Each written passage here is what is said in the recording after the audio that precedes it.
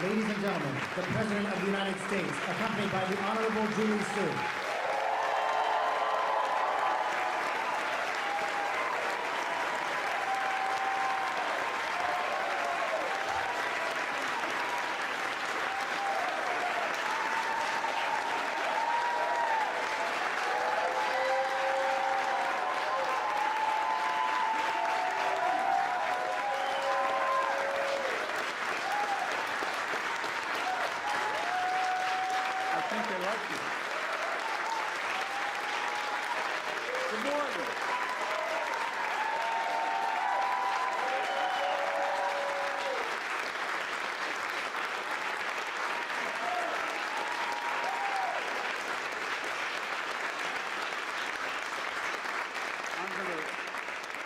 I'm going to close my eyes and pretend you're clapping for me. Please, have a seat. I think they like you. That's what I think.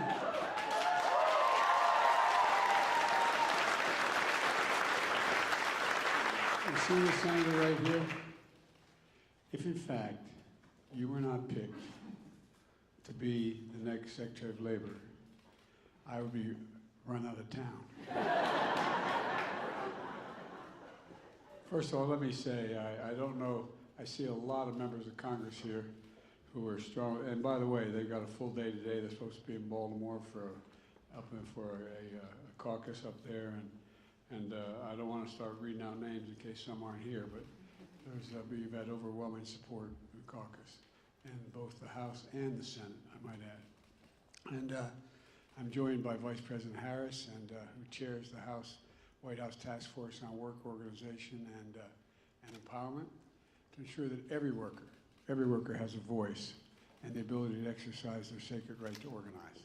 That's a big deal, the right to organize. You know?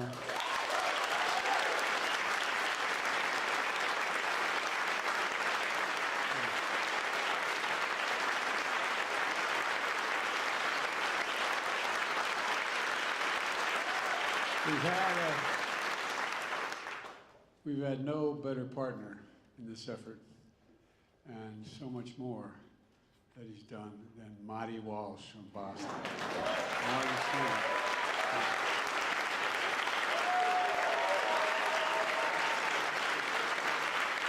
Marty has several claims to fame. He's a proud son of Irish immigrants, mayor of Boston, was for the last 2 years Secretary of Labor, and I assume he knows something about hockey. I asked if he'd take me with him, but he wouldn't. Chris, he thought I'd be the hockey puck. Look, it matters. I promised to be the most pro-union president in presidential history. I'm going to put this down.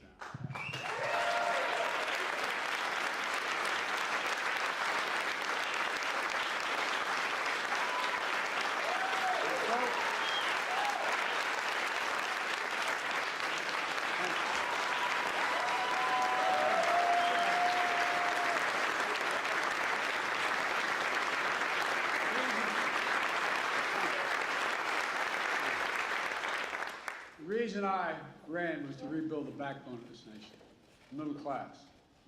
Grow the economy from the bottom up and the middle out, not from the top down. Because look, when in fact you build it that way, everybody does well. The rich still do very well. They don't get hurt.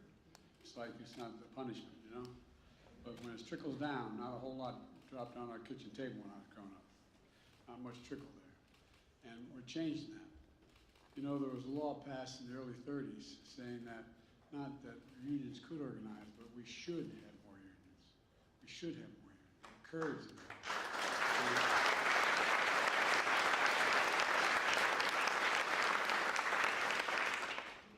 We're all guided by things that we've heard our parents and our grandparents repeat 1,000 times growing up and as a young person. And my dad, I know some of you retired here, say, my dad used to say, and he meant it, a job is about a lot more than a paycheck. It's about your dignity. It's about respect. It's about being able to look your kid in the eye and say everything's going to be all right and mean it. And he meant it. Marty Walsh understands that each of these fundamental principles in his very bones. The Past 2 years, we made incredible progress in my view, and Marty's been an overwhelming reason why we have made that progress. Our economy sees record job growth. Historic laws that I've signed are going to create even more new jobs in years to come. And Marty put us on track to meet the bold goal of 1 million new registered apprenticeships by 2025.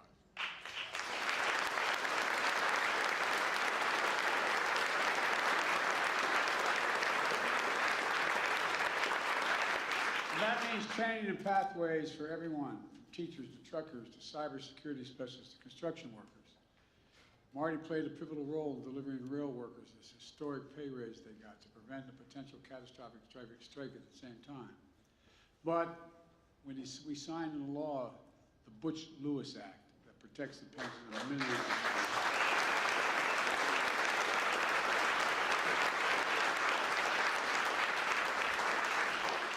Sounds easy now, but it was a long time in coming. Thanks, Marty, for all your hard work. Marty's done an incredible job fighting wage theft, combating the way that workers and labor is exploited, and protecting workers and their rights and their safety. You know, for example, he helped recover more than $520 million in back wages for liquidated damage from more than 335 workers, 335,000 workers. And he made sure employees understand that the National Labor Relations Act, again, didn't say we should allow unions, it said we should encourage unions. And we're going to continue to do that. Thanks to Marty's leadership, support for unions in America now is higher than it's been any time in the last 60 years, Marty.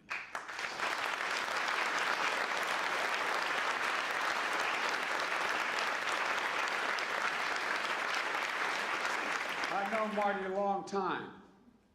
I know his heart. Marty, thank you for everything you've done. Thank you for standing up for labor. Thank you for standing up for ordinary people. And thank you for having my back, pal.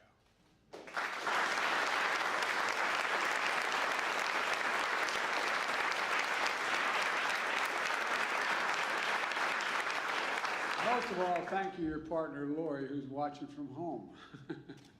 He's here. He's here. Front row. And I know your mom, Mary, is watching from home as well. Mary, you raised an incredible son. You raised an incredible son. If I ever want anybody in the foxhole with me, I want Marty Walsh there. Marty, you've been incredible. I really mean it. We're grateful for your service. We're grateful for your service to the American workers and to our nation. And Marty is the first to say that the Department of Labor has accomplished an awful lot. But it wouldn't have done all this we've done without Julie Sue. She's been a strong partner and a real leader. She used to be a Secretary of Labor before in a state about as big as the rest of America. Julie knows in her bones as well the people who get up every morning and go to work and bust their necks just to make an honest living deserve something, someone to fight on their side, to give them an even shot, just a shot, so they don't get stiffed. Well, that's happened to too many workers for much too long. Fighting to make sure they have a fair shot is no one's left behind. Julie has spent her life fighting for that vision, her entire professional career. And as a civil rights lawyer, a leader of the California State Labor Department, the biggest in the entire country, Julie spent 2 years representing workers. Many without college degrees, many who didn't speak English, but who worked long, long hours at low pay, and were just looking for a little bit of dignity, just a little bit of dignity for themselves and their families. She's increased the minimum wage, cracked down on wage theft, protected trafficked workers, established and enforced workplace safety standards, and so much more. The Department of Labor, she's led the effort to ensure jobs of high-growth industries like semiconductor manufacturing, broadband, healthcare, and so much more, making sure they're good-paying jobs, high-quality jobs, and union jobs. Union jobs. When I spoke at the Business Roundtable, they wanted to know why I was so pro-union. I said, to save you money.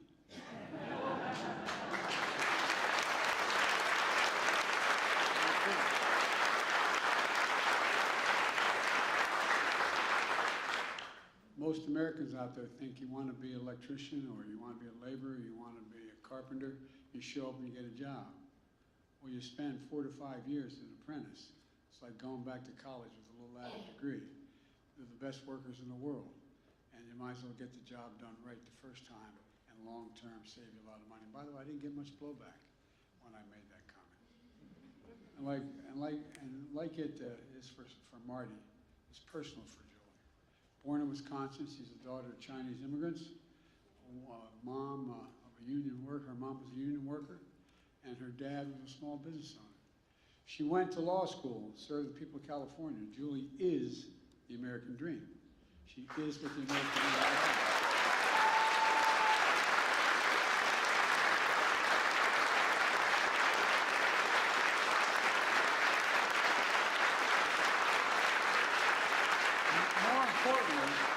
I think even more importantly, she's committed to making sure that dream is in the reach of every American.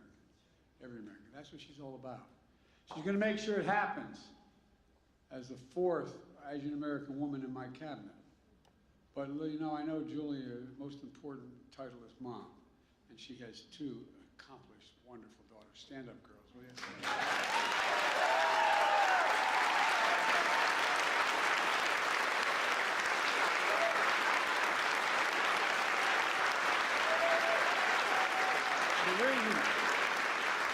A few minutes later, I was asking them what they were doing. They're both in college still. And we had a little debate in there, whether Amherst was better than Yale or Yale was better than Amherst. But anyway, I won't get into that. It's my honor, and I mean it sincerely, my honor to nominate Julie Su to be our next Secretary of Labor.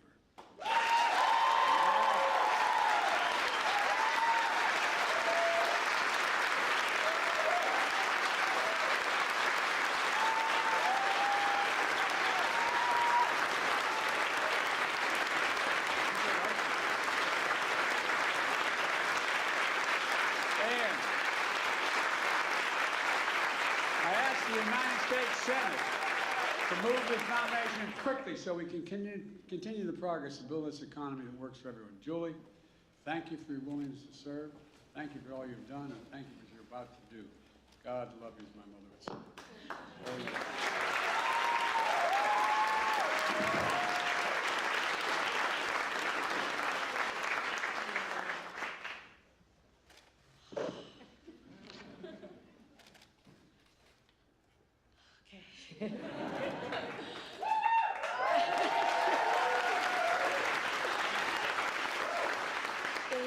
President, for your words and for your trust. 60 years ago, my mom came to the United States on a cargo ship because she couldn't afford a passenger ticket. Recently, she got a call from the President of the United States telling her that her daughter was going to be nominated to be U.S. Labor Secretary.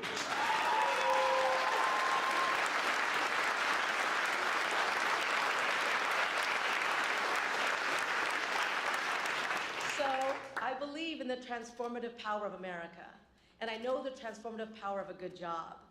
I know because it was the kind of job that my mom got that had predictable hours, paid sick leave, health benefits, a secure income, and a pension when she retired. A union job that gave my parents a path to the middle class and gave our family the kind of breathing room that the president talks about. We have never had a president who has made workers, worker well-being, and worker power so central to his vision of a strong nation and a strong economy.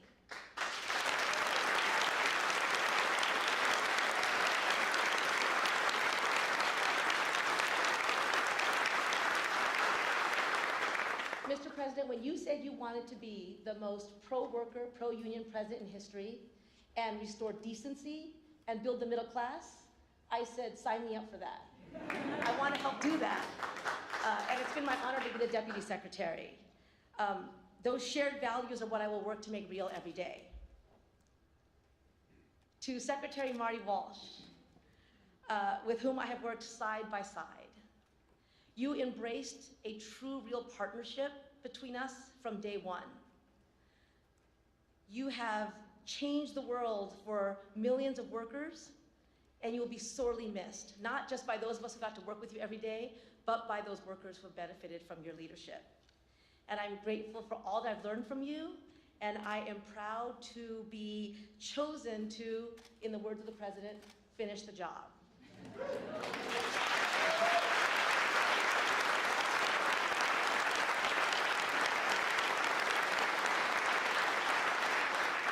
I have also been able to work in close partnership with the people who are the Department of Labor. To my team who's here and across the country, especially the career staff who have devoted your lives to the mission of the DOL, you are the heart and soul of the department, and I'm thrilled to continue our good work together. And I stand here today deeply grateful for community. And as I look out, I see that today is a celebration of that community. When the president talks about those who've been forgotten or invisible, I know what he means because I have spent my career fighting for them to be seen. So to all workers who are toiling in the shadows, to workers who are organizing for power and respect in the workplace, know that we see you, we stand with you, and we will fight for you.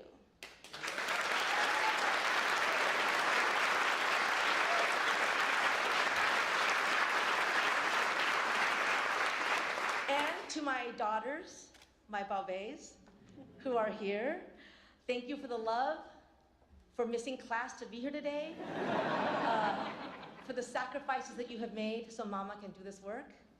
I would not be who I am without you.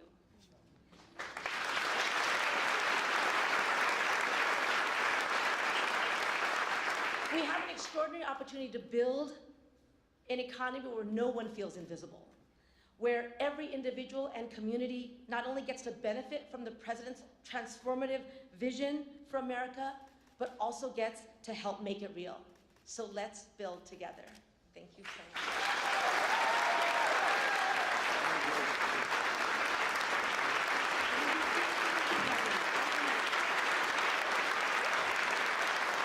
Ladies and gentlemen,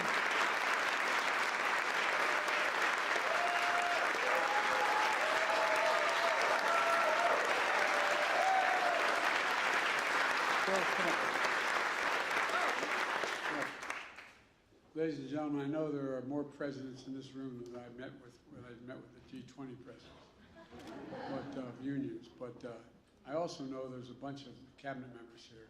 Would all the cabinet members walk up on the stage here that are here? Come on.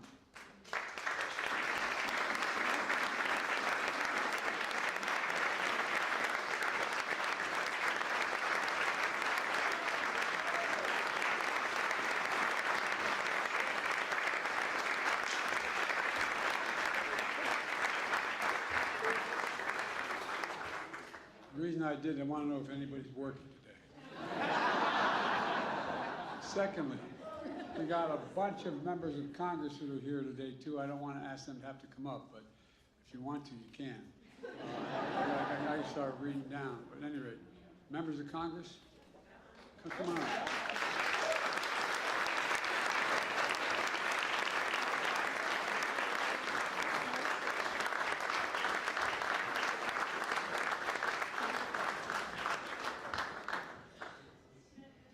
I want you to know, maybe your strongest, most intimidating supporter is right there, the distinguished senator. God love you.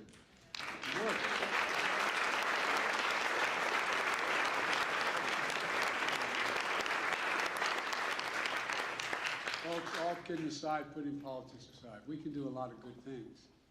We have a shot to really do some really good things that are totally consistent with everything about what this country's about. And I'm just anxious to finish the job here. And so thank you, thank you, thank you. Thank all of you, and I wouldn't be standing here were it not for labor. Thank you all for all you've done for me, but much, much more importantly, all you've done for the country. Thank you, thank you, thank you. You're welcome to hang around.